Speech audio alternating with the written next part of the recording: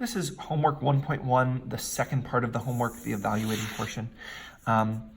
Evaluating a function means finding what value the function is equal to.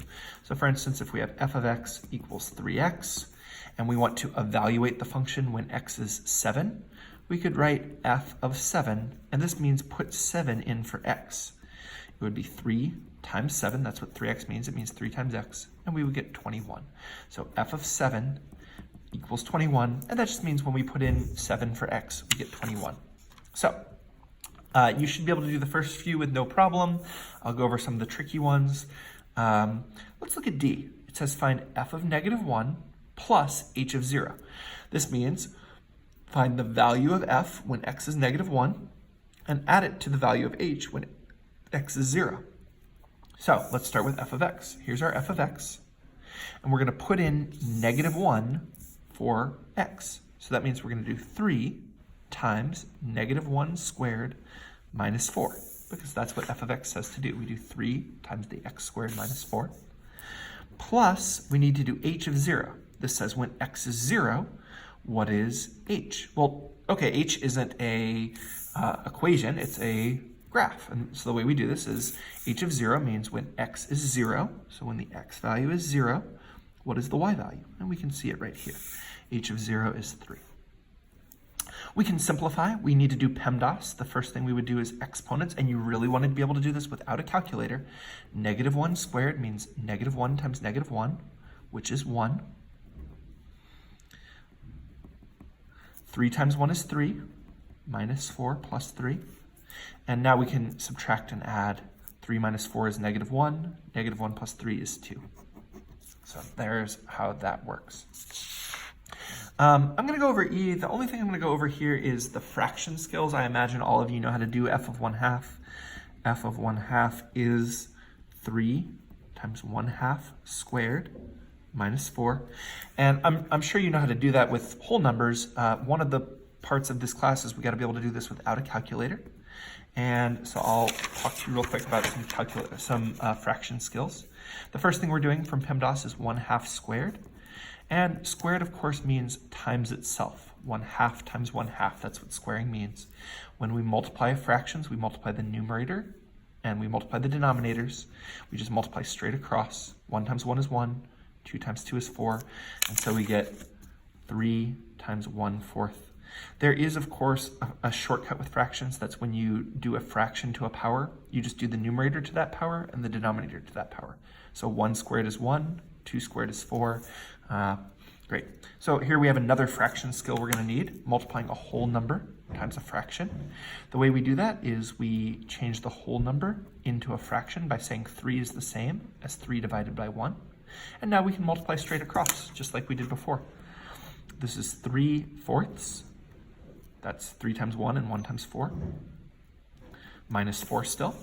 There is a fraction shortcut here. When you multiply a whole number times a fraction, it only multiplies times the numerator. So we get 3/4. That's a nice fraction shortcut. When we're subtracting, we also need to change the whole number into a fraction. And this time, when we subtract, we need to get a common denominator. The denominator we can get in common is 4. So we're going to multiply by 4 over 4. We're allowed to do this because this is just a special way of multiplying by 1. 4 divided by 4 is 1, and multiplying by 1 doesn't change anything. That's why we're allowed to do this. And so 3/4 is still 3/4. 4 divided by 1 is 16 divided by 4. And you can see that's still equal to 4. 16 divided by 4 is another way of writing 4. And when we add or subtract, we leave the denominator alone. That's why we need a common denominator. And then we add or subtract the numerators. 3 minus 16 is -13. So there's some fraction skills for you. All right, I'm going to do the next two because there's some kind of interesting things I want to make sure we're all on the same page about. G of 1 means in G of x, which is this table, plug in 1 for x, and what do we get out? Well, when x is 1, we don't have a y value. There was no place where x was 1. And so in that case, if we don't know what comes out, we're going to write undefined. I'm going to skip this one, let you do this one yourself. It's interesting. And h of -2, I will also look at. So here's h of x. H of -2 means when x is -2, what is the y value? And you'll notice there is a blank circle. When x is -2, there is no y value, and so this is also undefined. So I'm just trying to make sure we're all on the same page here. Okay, I'm going to skip some things on the back, but I am going to do part C with you because I want to talk about this domain restriction. If you look at h of x is a line segment. There are no arrows on the end. When we're writing the equation of a line or a line segment, we need the slope and the y-intercept. At least that's one way to do it. The slope, we're going to take two values, 2 points, and we want to use ones that fall on lattice points where there's a whole number x and a whole number y.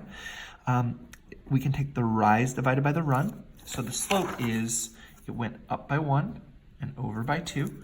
So that's rise over run. There's a few other ways to find the slope. If you're comfortable with another way, that's fine. The slope is 1/2, and the y-intercept is 3. So the equation of the line would be y equals mx plus b, the slope, times x, plus the y-intercept. But that's the whole line. That would be a line with arrows on the end, and that is not what we have here. We have a line segment. And so hopefully you remember from Algebra 1, if you want to cut off a line, you put a domain restriction. And so we put a comma here. This means we're only going to have this line when x goes between -2 and 5.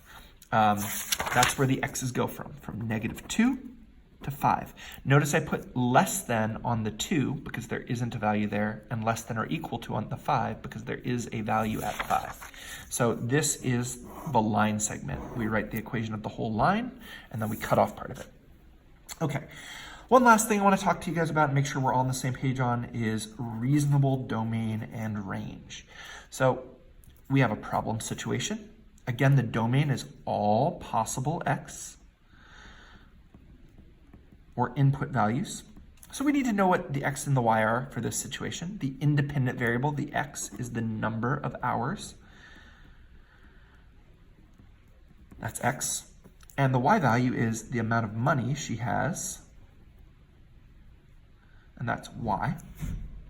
So we want to think about what are all the possible x values, numbers of hours she could work, and all the possible y values, all the different amounts of money she could have in this situation. Well, it doesn't really make any sense for her to work negative hours. People don't get paid for negative hours. And so the way we would write the domain, and I'm going to write it in interval notation, is we would say the lowest number of hours it makes sense for her to work is 0. And the highest number, well, there isn't really a highest number, so we put infinity. Again, she could work 0 hours. That's why we use the bracket. We would use or equals to if we were doing it in set notation. And we never use the bracket with infinity because you never actually get to infinity. So that's the possible numbers of hours she could work. For the range, the possible amounts of money she could have, well, what's the lowest amount of money she could have? Well, she already had $120. That's what she has if she works no hours. And so the lowest she could have is $120. And it goes up to infinity the more she works. There isn't really a maximum. Now, some of these possible, the reasonable domain and range has more than one answers.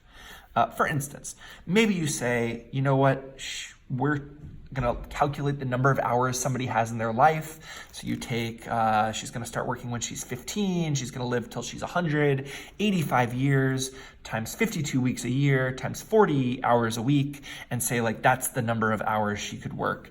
And so you wouldn't say infinity. You could actually calculate the most hours you think she could work, and that would be acceptable. You would just want to justify it. Hopefully this helped on your homework. Again, if you struggled on any parts of this homework, the video is not the end of it.